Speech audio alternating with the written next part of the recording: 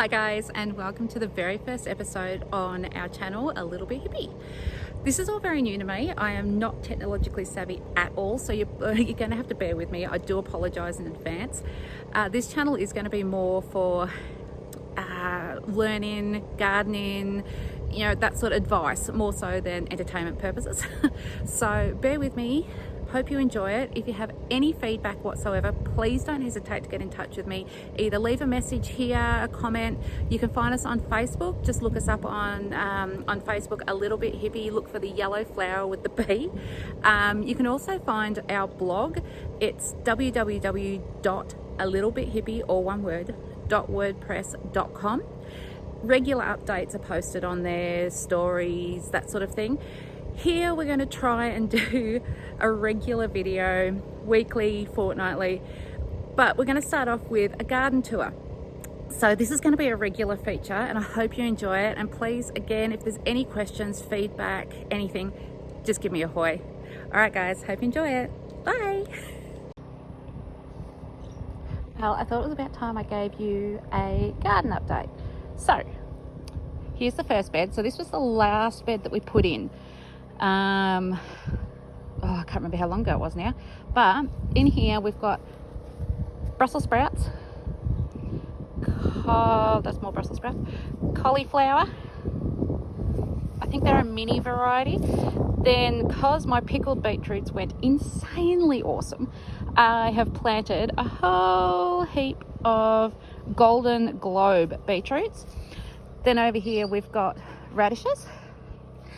I've got a few plants to put in. I've got a feijoa, pineapple guava, got a couple of others. I like to bring the bees in, so I've got quite a few florally things.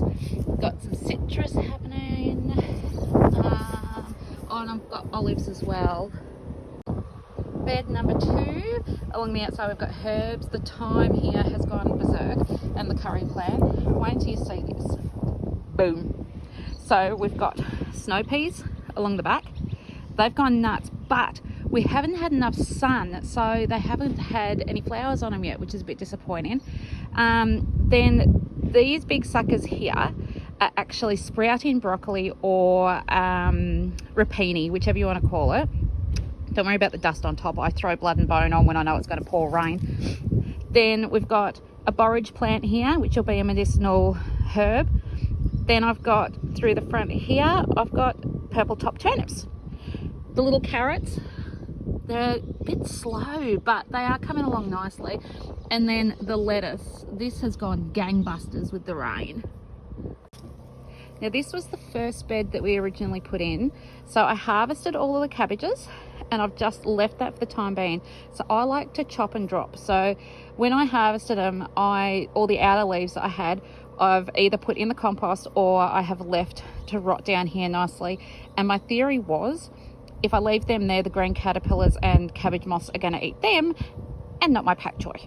So far so good. So here's the pak choi. This has only been in for a couple of weeks and it's probably doubled in size. Red onions, they've gone nuts too. And the silver beet, well, silver beet you can't kill it anyway, but we've already been picking at it and it's just divine. Through the center here, the parsley's gone berserk. So we've actually been picking at it and I've been drying it for herbal teas. This one here is another borage. So borage makes a great salve and things like that. I've got one lonely little kohlrabi in here. Oh no, the other one's growing too. Garlic chives. And this is all my soap aloe vera.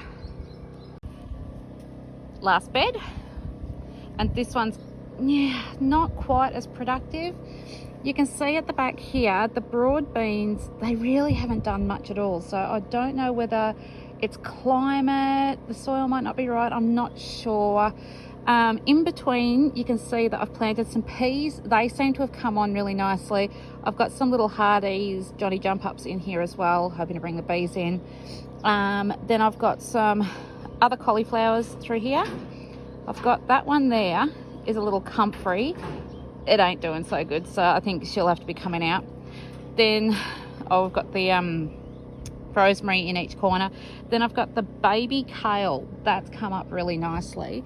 And if you look closely here, I've got leeks growing as well. They've come up all right, but they're taking forever, so I don't think they're going to be very productive, to be honest. Now, welcome to my little secret happy place. How cool is this? So in here, I have got mustards, or mustard greens, whatever you want to call them. Kohlrabi, similar to a zucchini, sugar beets, super sweet beetroots, which can be used and replaced in replacement of sugar. Onions, they probably won't come up for a while. They can take up to 30 days to germinate. Ashwagandha. Now, I don't know whether I've pronounced that right. It's a medicinal herb. You use the roots of it. Never grown it, never attempted, so see what happens. Here's a bit of a mixture. Pak choy needs to be planted soon. Then I've got some Swedes, some buncheon onions, spring onions, kohlrabi, which is done bugger all, and what are they called? Aquilegia. They haven't done anything, so I think they're buggered. English lavender, I think that's stuffed as well. The feverfew I'm really happy with. So this is a medicinal herb specifically for headaches. Then we've got fennel. These kohlrabi have both done well. They're both the green version, so they've done well. Soapwort. Soapwort is a herb. You can pluck off a couple of leaves with a little bit of water, rub it in your hands, you've got soap. It's pretty awesome actually, and brilliant in for medicinal purposes. Then we've got more kohlrabi. I'm not giving up on the kohlrabi because it's really yummy. Then thyme. These were all planted today too. I've got violas there, so they're a different mix. Then I've got your pink cosmos here. I've got viola, Johnny jump ups here, mullein, brilliant in medicinal teas, etc, etc. What do we got up here? Oh, radishes. This is cherry bell radishes. Really, really yummy. And it keeps going. Wait for it. We've got red vein sorrel. I've never grown that before, so I thought I'd give it a crack. Stevia. If you know, I'm not sure whether you know stevia, but you know the equal sugar tablets, things like that, you'll find some of them are stevia based. It's a replacement for sugar. Herb Robert, excellent medicinal herb. Bergamot, yellow, lemon mint, beautiful. More feverfew because the other ones went nuts, so I thought I'd plant a couple more. And Grace, I'll send you some seedlings of this one if they pop up all right. And then last but not least, I've got some celery in here. This is the tall Utah version, so fingers crossed. We'll see how that one goes. Over this side, I've got cut-ins in, hoping for the best. I've got figs, which is more this type, and then I've got mulberries. So we don't know exactly which variety they are because they came from someone else's tree and they just bought the house. So anyway, there's my awesome little hothouse.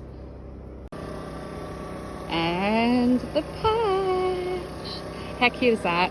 I love it. Look at me little. It wasn't so easy, was it? Oh geez, it's muddy. So bear with me. I like to do everything barefoot, which is, I know, is a complete and utter joke, but it's pretty fun actually. It's kind of cute. Get the mud in between your toes. It's awesome. Okay, so. Oh my God, wait for it. Oh, how exciting is this? Hang on, keep going.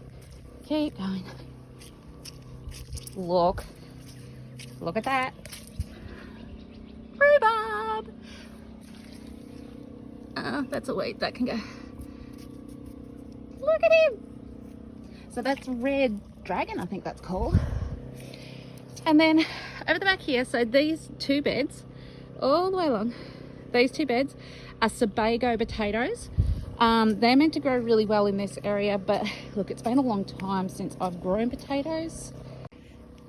And because it's been a long time and I've never grown potatoes in this area, I've actually gone with several varieties. So over here, you'll see that this one's separated into 3 areas. That top one, they are red Pontiac potatoes from the supermarket, usually growth hormone inhibited, so we'll see what happens. This one here, I think it's called Royal Blue, and they are a blue potato, beautiful for baking, roasting, that sort of thing. And finally here we have, I think it's Royal Ruby, I think it is. Oh, that might be Royal Blue. So Royal Ruby in here, that's like a Pontiac as well. So see what happens. Through here, I have got 4 different types of garlic. So let's start up at this end, shall we? This first bed of garlic, the cloves actually came from my neighbour up over there. His name's Peter. He's absolutely brilliant, and he's very much into his veggie patch too. So this second one here is Italian white. It's actually quite large cloves, but I don't know how they're going to go here, so it's going to be a bit interesting actually. Oh, yuck. Oh, that's lovely, isn't it? This one here, oh, I can't think of the name of it. Hang on. Spanish Roja. There you go. So that one's got a bit of a purple colour to it. Again, a slightly largerish clove. We really wanted to plant elephant garlic, but I couldn't find any. And then last but not least, we've got Rojo de Castro. So fingers crossed some of that will pop up. That'd be lovely. And last bed already done in the patch, we have our onions. I also have another rhubarb in here, the same variety. He hasn't popped up yet though. Then I have onions. So through here I have, they're called potato onions. They like clump together in little masses. So, and I can usually eat them ones without too much trouble. They're more like a shallot, like a little shallot. And then over here we've got echallots. I think they call them red torpedoes, something like that. But as you can see, I still have quite a few beds to go. How good's it looking? Okay, how'd we go? I hope you enjoyed it, guys. I had a bit of fun making this, so thanks for joining me. Again, if you have any questions, comments and a like, don't hesitate to get in touch. It was fun. Thank you. And remember, live life to the fullest, love beyond words, and laugh like no one can hear you. Till next time, bye.